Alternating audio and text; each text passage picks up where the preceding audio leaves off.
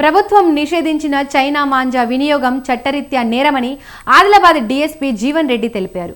ఆదిలాబాద్లో చైనా మాంజా విక్రయిస్తున్నారనే విశ్వసనీయ సమాచారంతో 1 టౌన్ 2 టౌన్ సిఐలు సిబ్బంది తనిఖీలు చేశారు. పలు దుకాణాలలో వారు తనిఖీ చేసినప్పుడు అశోక్ రోడ్లోని లక్ష్మీ సీజన్లో షాప్లో 50,000 విలువైన చైనా మాంజాను పట్టుకున్నారు. షాపు యాజమాని శ్రీనివాస్పై 1 టౌన్ పోలీస్ స్టేషన్లో కేసు నమోదు చేసినట్లు డీఎస్పీ తెలిపారు. నిషేధిత చైనా మాంజా అమ్మితే కొత్త చట్టం ప్రకారం కేసులు నమోదు చేస్తామని హెచ్చరించారు. చిన్నపిల్లలు అందరూ కూడా గాలిపటం ఎగరేయడం ఒక ఆనవాయితీగా ఉండే.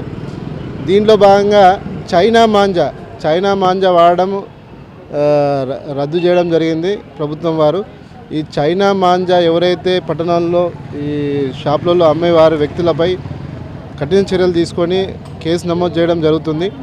నిన్న ఇందులో స్పెషల్ డ్రైవ్ల గౌరవనీయులైన ఎస్పీ గారి ఆదేశాల మేరకు నిన్న ఆదిలాబాద్ పట్టణ డిఎస్పీ గారు, మేము 2 టౌన్ ఇన్స్పెక్టర్ గారు అందరూ కూడా స్పెషల్ డ్రైవ్ చేయడం జరిగింది.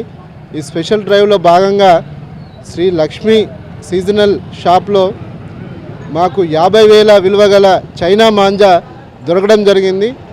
ఆ దొరికిన చైనా మాంజాను సీజ్ చేసి అతనిపై కేసు నమోదు చేయడం జరిగింది. దానిలో భాగంగా ఈరోజు కూడా ఒక స్పెషల్ డ్రైవ్లో భాగంగా అన్ని షాప్స్ చెక్ చేయడం జరుగుతుంది. ఎట్టి పరిస్థితుల్లో చైనా మాంజా అమ్మకూడదు.